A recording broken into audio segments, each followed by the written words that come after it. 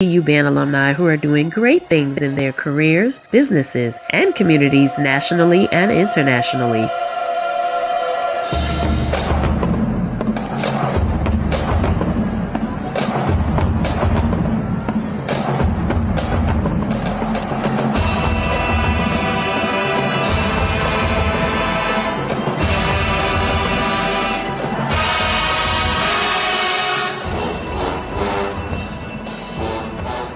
The authors share their stories and experiences of how being a HBCU band member has molded them into the people they are today.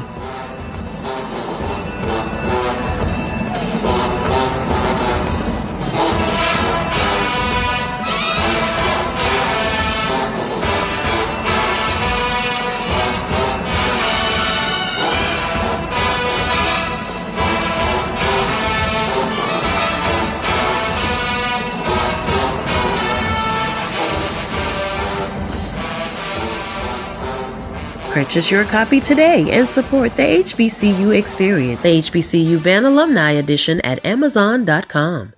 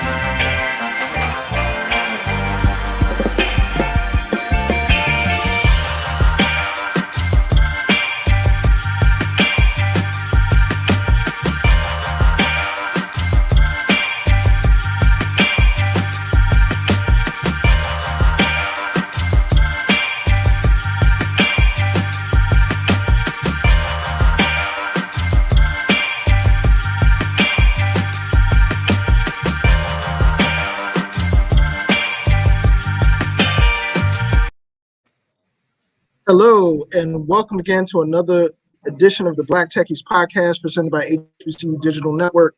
I am your host, Herbert Seward III, and again, this is not the traditional tech-oriented, tech-packed podcast that our audiences have kind of come to expect, but this is like really HBCU friendly.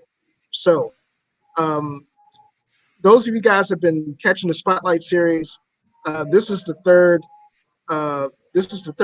episode in a 5-episode series, spotlighting contributing authors for an upcoming book project that I was a part of when the first edition came out, the HBCU Experience Band Edition. And there are some really cool cats that are really part of the second edition. So without further ado, I would like to introduce my guest today, Mr. Kalem Graham. Kalem Graham is an alum of Virginia State University, and he has more accolades than I care to run off at. So I'm gonna let him handle that part. So Kalem, take it away, man. Tell them about yourself. All right, well, I'm Kalem Graham. I'm an alumni of Virginia State University. Been in the HBCU band world for quite a while now. Definitely enjoy it. I'm currently the assistant director of bands at North Carolina Central University. in Durham, North Carolina. So, yeah, I'm very excited to be here. Sweet, sweet. So, well, before we get started, and I know this is gonna for those Aggies out there that I'm about to ask this question. Um, how do you feel about North Carolina A&T before we get started? Well, I'll say this: the rivalry is real. It is real. Um, I don't have a problem with North Carolina A&T. I know it's our school's biggest rival, so you kind of extra prepare when you know we're about to see them. We know it's about to be a dog fight in the stands every time we play A&T. Gotcha. That's the second very astute, politically correct answer that I've gotten during these series of interviews. So that is really cool. To start off, how did you feel about being approached to be a part of the second edition of the HBCU Band Experience book project, the second edition? Did you get a chance to read the first edition, catch some of the stories that were in the first book? Oh yeah, I definitely read the first edition. So I was just excited that us band alumni even had a voice to speak in this kind of context. So I was very humbled when I was contacted to be a part of the second edition. It probably was something that I never would have saw myself doing, being a contributing author. Yeah, I kind of felt the same way being part of the first edition. I think one of the biggest things that folks that have been a part of this project, folks that have been a part of an HBCU marching band anywhere, is the intersectionality of the experiences that people have. Whether it comes from, whether it's pre-drill or whether it's, how you do things in your section or how you do things on the field or your rivals or, just the camaraderie and esprit de corps that is normally part of that sort of experience. That's that's a degree of intersectionality that that's pretty unique to our world. And I think that's something that for us, being able to tell those stories and introduce those stories to the mainstream is, it's a priceless experience. So how did you get to Virginia State? How did you become, part of the program? How did you, how did you find your way from the West Coast, to the East Coast and Virginia, and more specifically to Seattle? Well, my mom is from California. My dad is from West Virginia. So when we decided to leave California, we still moved somewhere where we'd be close to family. His family still all lived in West Virginia, so that's why we ended up moving to Virginia. I admittedly knew very little about HBCUs when I went to Virginia State. I'm from the mountains of Virginia, came from a corps-style high school band. If it wasn't them sending some kind of correspondence to my house about their new computer science program, I probably never would have had Virginia State on my radar. But it was a major I was interested in at the time. So I applied and was able to get in and went and auditioned for a scholarship, and the rest was history. So how would you describe your time in the band there? I know, I know, just speaking on my own experience, I started out at University of District of Columbia when they had a band program, and ended up transferring to Alabama State, which is, for lack of a better term, it was night and day, and the culture shock that came along with it was pretty drastic. SWAC bands are, that culture down there is a completely different animal. But folks that are watching and that know, Virginia State and the state of Virginia know that there's a pretty intense rivalries within the state as well. Specifically, Virginia State, Virginia Union, Norfolk State.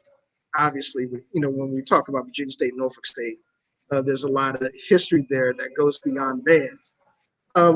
So how would you describe your participation in those rivalries? How would you describe, the first time you met the Legion or the first time you met any of the other bands in Virginia, that were from the Commonwealth?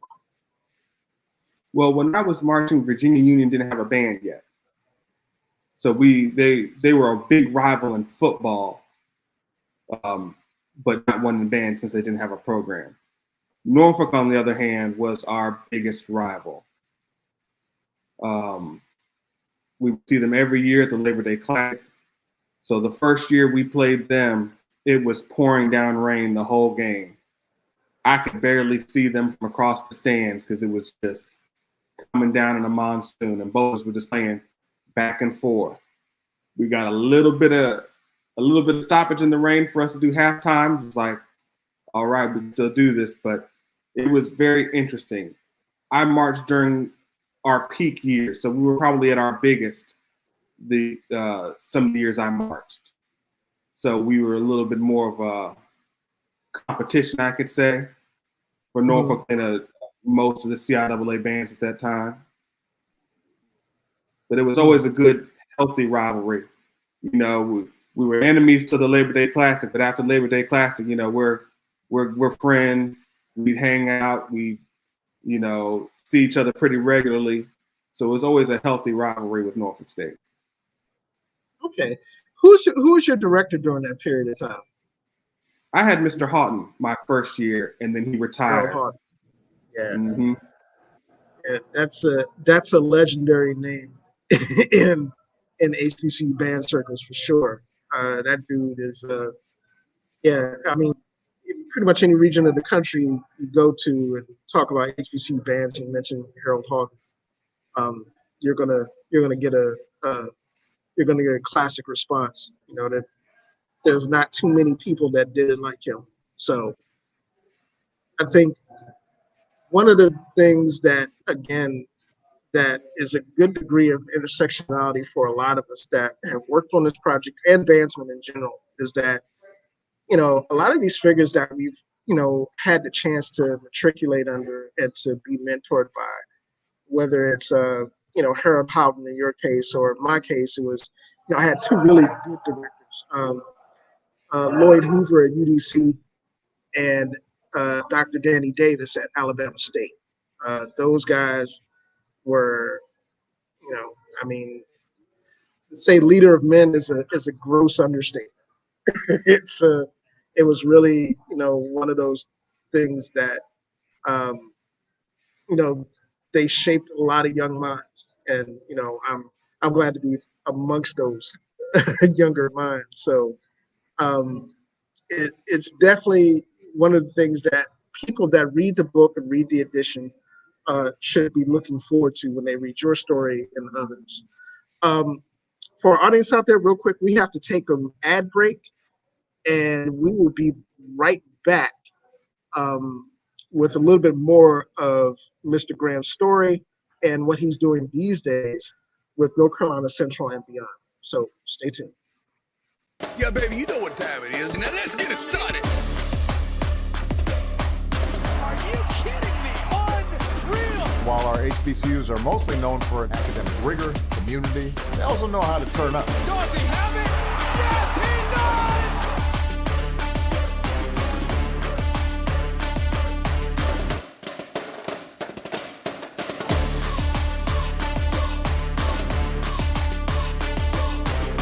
And that might be the knockout punch.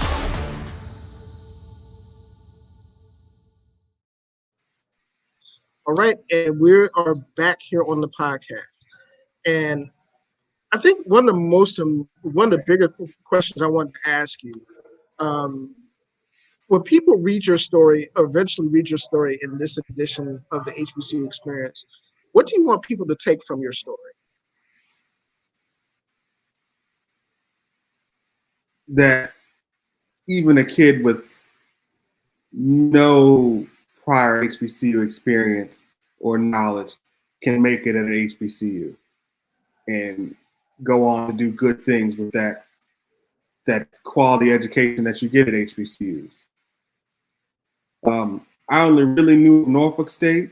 I had heard of Virginia State, but I didn't know much about them. I had a cousin that went to Norfolk, so I was more familiar with Norfolk State. But my knowledge of HBCUs was very low. So to go there and to thrive the way I did, I think says a lot to the school and to the culture. I probably never felt more comfortable in my life. Yeah, I think I can definitely concur both my experiences as well. I mean, I think the biggest thing for me, being a DC kid and taking the trek all the way down to Montgomery, Alabama, to be a part of that program and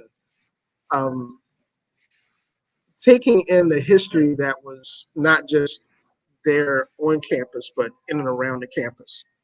And folks that had no problem sharing that history and, a lot of the ways that it tied in with school and everything else. It was really one of those things that stuck with me during my experience there. So I can imagine, coming from another coast and not having that type of, immersion in the culture prior to it, and then having the experience that you did. I think that's pretty dope. It's a really good thing to see. That's definitely something that, people that read our stories should be able to take, really positive, a really positive feeling back from it. So what are you doing these days with with North Carolina Central's band program? And how how are you looking forward to this season coming up? I know the last couple of seasons with COVID, being back and forth, things have been really spotty in terms of performances and stuff like that. So, how much are you looking forward to this season, working with kids this year, and some of the people that you guys want to see during the season? Well, this will be a very interesting year because we're currently going through a head director search. So it's kind of hard to anticipate how the season's going to go because we don't know who's going to be leading us. So we do play A&T first game in Charlotte, the Duke Mayo Bowl at Bank of America Stadium. So that's going to be a huge game for us. We play Winston-Salem, which is another really big game for us, being another in-state rival. So there's some things to look forward to throughout the season, but it's just kind of all expectations are kind of tempered till we know, like, all right, who's going to be the director of bands? Right. That could be rough. That kind of transition can be tricky to deal with. Me personally, I enjoy seeing those matchups with Norfolk and Virginia State. I've been to a number of the Battle of the Bands, for those programs, whether they've been, on campus at Boston State or they've been on campus at Eccles in Norfolk. So, being able to, see those two bands go head to head, and be, be full strength, so to speak. I'm looking forward to seeing that, and I hope that happens for Virginia State a lot sooner than later. Are there any people that you want to shout out, or any organizations that you want to shout out while we're doing our interviews? I know we traditionally don't get a chance to do these interviews too much for the Black Techies podcast because of our format, but since these are we're an HBCU friendly podcast, and we will be an HBCU friendly podcast. This is a good opportunity to get some shout outs in. So if you have any, let's hear it. Well, I'd like to shout out my wife, definitely, who's been supporting me through all this. She's a BGMM alumni, so You can tell it's been a house divided with me working at Central and her marching for A&T. Hatfields and McCoys. I got you. I'd like to shout out Taylor Whitehead because he's been holding down Virginia State for a lot of years now, and he's been doing great work over there. He's definitely appreciated. Every time I'm on the recruitment trail, I see him right there next to me. I know Taylor. Taylor's a good dude. And Taylor is I mean, there aren't too many people more knowledgeable than him in terms of just the culture in general and in terms of music. He's a really solid cat. You know, and be quite honest with you, if I saw Taylor with the doing the gig, doing the being the head to I really do.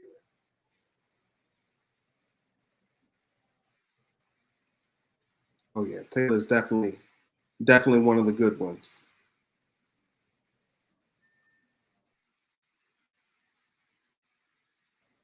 So the other things before we take the second ad break that I wanted to ask you about your story. Second thing, wanted younger folks that read your story to take away from it in terms of how can I say this? Work ethic. Oh, go ahead. I'm sorry. I think coming behind the curve of HBCU bands, you have to have a really strong work ethic to kind of get on board with what you're doing. I had never had to dance and play a day in my life. And I still remember the look I had when they were like, all right, this is our dance routine. Dance? What do you mean dance? I don't dance. I was like, well, you do now.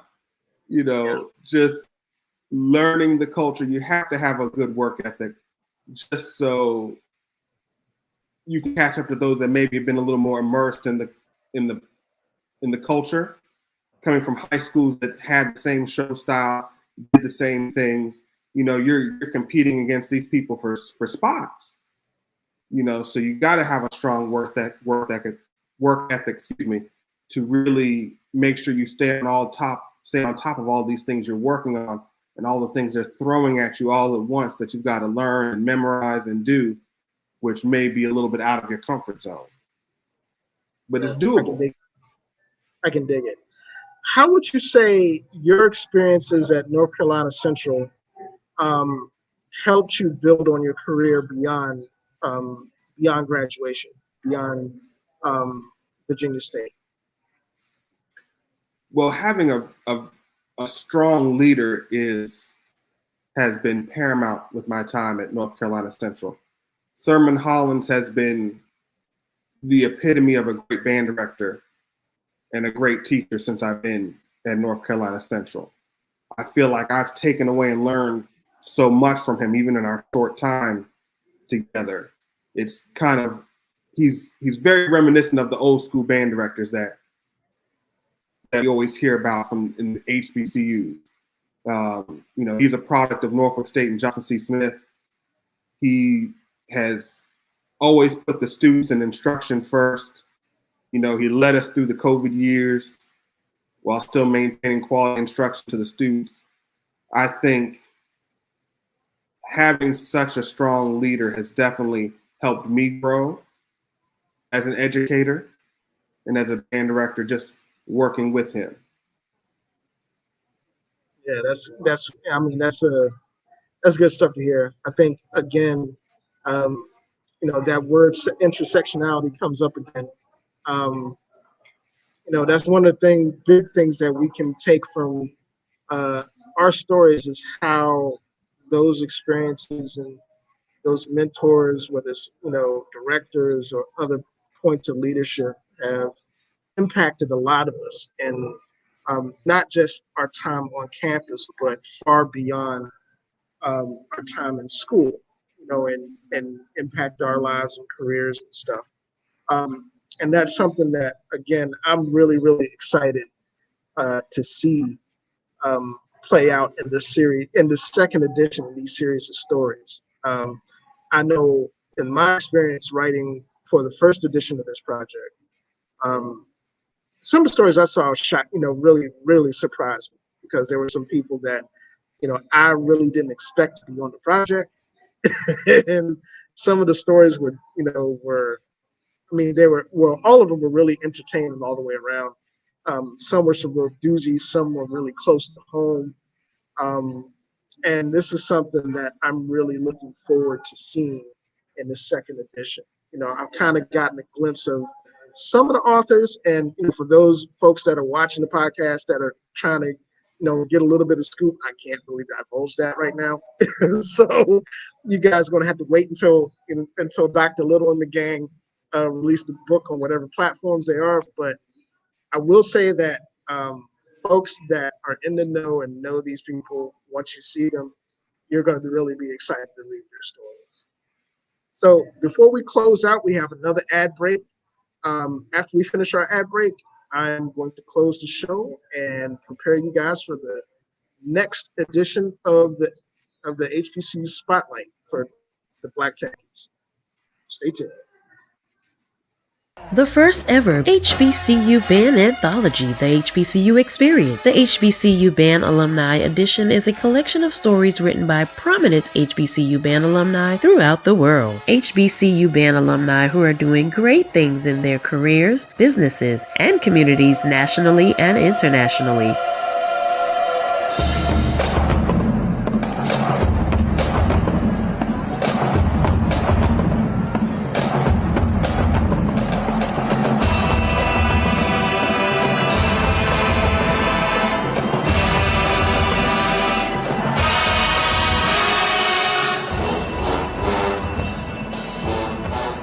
The authors share their stories and experiences of how being a HBCU band member has molded them into the people they are today.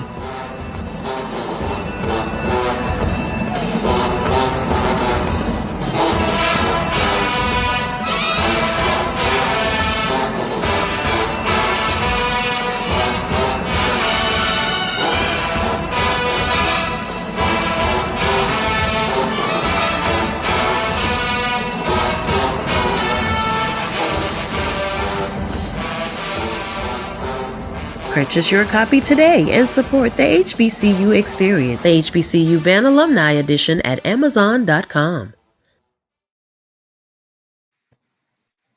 All right, and we are back to close the show. Again, for those of you guys that follow the Black Techies podcast, thank you very, very much.